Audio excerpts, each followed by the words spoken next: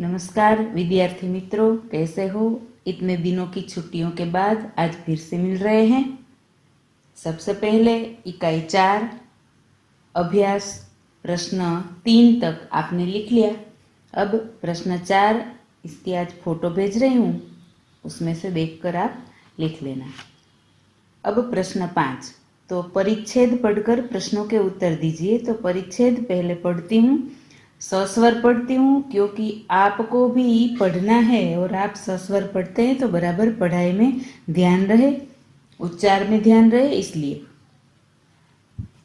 आप शुद्ध हृदय से इस बात पर विचार करें कि माता, मातृभूमि और मातृभाषा का आप पर भी ऋण है। एक जननी आपको जन्म देती है, एक की गोद में खेल कूद कर और खा पी कर आप पुष्ट होते हैं, और एक आपको अपने भावों को प्रकट करने की शक्ति देकर आपके सांसारिक जीवन को सुखमय बनाती है। जिसका आप पर इतना उपकार है, उसके लिए कुछ करना क्या आपका परम कर्तव्य नहीं है? प्यारे भाइयों, उठो, आलस्य छोड़ो, काम करो और अपनी मातृभाषा की सेवा में तत्पर हो जाओ। इस व्रत का पालन करना तलवार की धार पर चलने के समान है। अत्यंत खेद का विषय है कि आज अधिकांश भारतवासी अपनी मातृभाषा की उपेक्षा करते हैं। वे अंग्रेजी बोलकर अपने अहंकार तथा दूषित मनोवृत्ति का परिचय देते हैं। जो अपनी मातृभाषा का तिरस्कार करता है, उसे कभी देशभक्त नहीं कहा जा सकता। परिच्छेद है माँ, मातृभूमि और मातृभाषा के विषय में। बराबर समझिए। तो परिच्छेद समझते हैं, फिर इसके प्रश्न का उत्तर देना है। बराबर है। तो हम शुद्ध हृदय से इस बात पर विचार करें कि हम पर किसका ऋण है। तो सबसे पहले हम पर माता का ऋण है। क्यों? क्योंकि जननी आपको जन्म देती है, माता हमें जन्म देती है और पाल पोस कर बड़ा करती है। तो माता का ऋण है कि हमें जन्म देती है, इसलिए माता का ऋण हम पर है। हमें पाल पोस कर बड़ा करती है, इसलिए माता का ऋण है।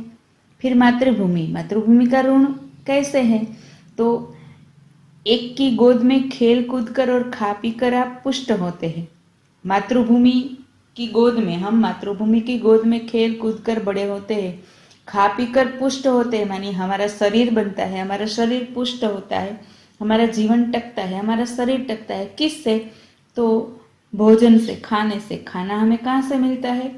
तो धरती से, मातृभूमि से। मातृभूमि में जो अन्न उगता है उसे खा पी कर हम पुष्ट होते हैं। तो इसलिए हम पर मातृभूमि का ऋण है। फिर मातृभाषा का ऋण कैसे है? तो आपको अपने भावों को प्रकट करने की शक्ति देकर आपके सांसारिक जीवन को सुखमय बनाती है।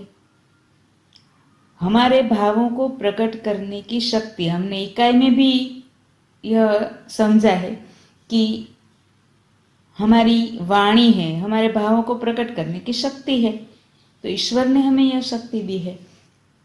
शक्ति कौन सी है? तो अपने भावों को प्रकट करने की शक्ति। कैसे प्रकट करते हैं? तो अपनी भाषा के द्वारा, अपनी मातृभाषा के द्वारा। तो अपनी मातृभाषा के द्वारा हम अपने भावों को प्रकट करते हैं। यह मातृभाषा की शक्ति है और यह शक्ति हमें मातृभाषा ने दी है, और यही शक्ति से हम अपने सांसारिक जीवन को सुखमय बनाते हैं। हमारा सांसारिक जीवन सुखमय बनता है। सांसारिक जीवन मानी इस संसार में जो हम जीते हैं। अगर हम कुछ बोल नहीं सकते तो पशु के समान होता है। अपने भाव को प्रकट करने की, बोलने की शक्ति हम में नहीं होती है। तो मातृभाषा है, अपने भावों को प्रकट करने की शक्ति देती है। इससे हमारा जीवन सुखमय बनता है।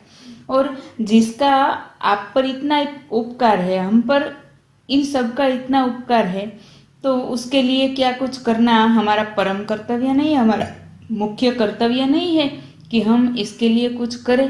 किसके लिए? तो माता, मातृभूमि और मातृभाषा के लिए। तो क्या करना है? प्यारे भाइयों, उठो, आलस्य छोड़ो, काम करो। चलिए उठिए। उठिए मानी सोकर उठना नहीं, जागृत होना है, आलस्य छोड़ना है और काम करना है। अपनी मातृभाषा की सेवा में तत्पर हो जाओ, लग जाओ, तैयार हो जाओ मातृभाषा की सेवा में। अब ध्यान रहे, इस व्रत का पालन करना तलवार की धार पर चलने के समान है। तलवार की धार पर हम चलते हैं तो नहीं चल सकते, क्योंकि तलवार लग जाती है। तो इस प्रकार मातृभाषा की सेवा में तत्पर होना है तो बड़ा कठिन है। तलवार की धार पर चलना जिस प्रकार कठिन है, बहुत कठिन है, उस प्रकार मातृभाषा की सेवा में तत्पर होना भी बहुत कठिन है। इस व्रत का पालन करना बहुत कठिन है, फिर भी हमें इसका पालन तो करना ही है। अत्यंत खेद का विषय है, बहुत ही दुख का विषय है कि आज लगभग अधिकांश, बहुत अधिक भारतवासी अपनी मातृभाषा की उपेक्षा करते हैं। वे अंग्रेजी बोलकर अपने अहंकार तथा दूषित मनोवृत्ति का परिचय देते हैं। अंग्रेजी बोलते हैं तो अपने आप को बहुत ऊंचा समझते हैं और अंग्रेजी बोलने वाले ही समाज में ऊंचे कहलाते हैं, ऐसा मानते हैं। तो ये दूषित मनोवृत्ति है, ये मन की वृत्ति, मन की अवस्था अच्छी नहीं है कि हम दूसरी भाषा को इतना महत्व, हाँ सीखना जरूरी है, सीखना बुरी बात नहीं है, किंतु मातृभाषा तो हमें सीखनी ही चाहिए, मातृभाषा का महत्व हमारे मन में होना ही चाहिए। तो हम मातृभाषा का महत्व समझे, इसके लिए हमें मातृभाषा को उपेक्षित नहीं बनाना है, मातृभाषा की उपेक्षा नहीं करनी है। हमें मातृभाषा का महत्व भी उतना ही होना चाहिए जितना अन्य भाषाओं का है। जो अपनी मातृभाषा का तिरस्कार करता है उसे कभी देशभक्त नहीं कहा जा सकता। जो व्यक्ति अपनी मातृभाषा का तिरस्कार करता है उसे कभी भी देशभक्त नहीं कहा जा सकता। बराबर है, समझ लिया। अब इसके प्रश्न आपको क्या करना है, तो प्रश्न के उत्तर आपको अभी पक्की कॉपी में नहीं लिखने हैं। बराबर है, प्रश्न 4 मैंने लिख दिया है, 4 का उत्तर आपको लिख लेना है। प्रश्न 5 है तो इसका ये परिच्छेद आपको लिखना है, अपनी पक्की कॉपी में पूरा परिच्छेद आपको लिखना है।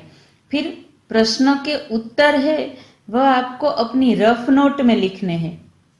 5वां प्रश्न है, इसके जो 5 प्रश्न है इसके उत्तर आपको अपनी रफ नोट में लिखने हैं। मैंने आपको पूरा परिच्छेद समझाया है, इसके आधार पर आपको रफ नोट में उत्तर लिखने हैं। पक्की कॉपी में कब लिखने हैं, तो अब अगले तास में जब हिंदी का तास आएगा गुरुवार को, तब मैं इन 5 प्रश्नों का उत्तर आपको भेजूंगी, उसमें से देखकर आपको लिखना है। बराबर है, समझ में आ गया। गृह कार्य क्या है, पक्की कॉपी में प्रश्न 4 लिखना है, प्रश्न 5 है उसका परिच्छेद लिखना है। इसके जो 5 प्रश्न है वह पक्की कॉपी में नहीं लिखने हैं, रफ नोट में लिखने हैं, और रफ नोट में उसके उत्तर लिखने हैं, सिर्फ आपको कितना समझ में आया यह जानने के लिए। फिर पक्की कॉपी में जब आप लिखोगे तब मैं आपको इसकी फोटो भेजूंगी, इसमें से देख कर लिखना है। बराबर है, आज अभ्यास अपना पूरा हुआ।